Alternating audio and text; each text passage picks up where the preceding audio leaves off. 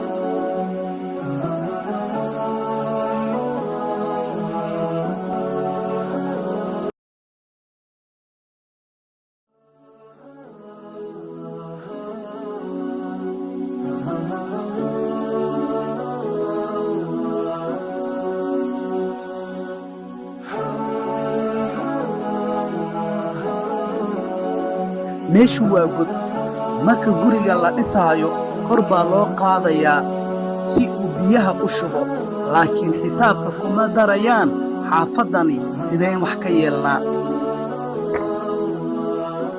sannado kadib dhulkii laga bixiyey qarashka intaa la eg waxaa la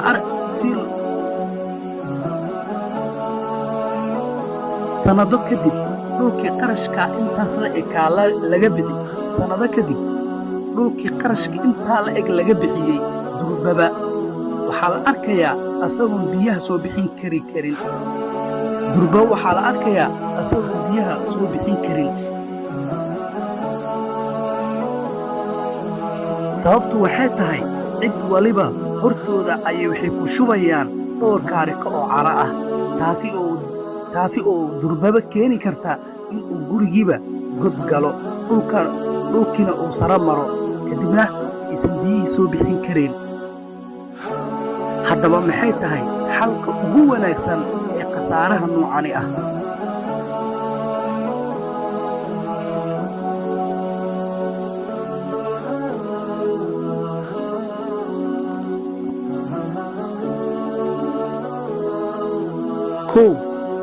haddii ay bulshada goobtani deggani ay gacmaha isqabsadaan waxa ay xaafadda saaran karaan interlock kaasoo ka hortegaya in ay meeshu god noqoto dhiiqo noqoto ama ay biyuhu fadhiistaan.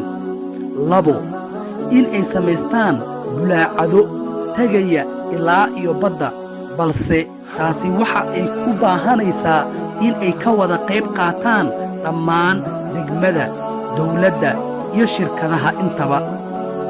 guntii iyo gabagabadiiba waxa aan idin leeyahay gacmaha isqabsada. ciid wanaagsan. wasalaamu calaykum waraxmatullaahi wabarakaatu.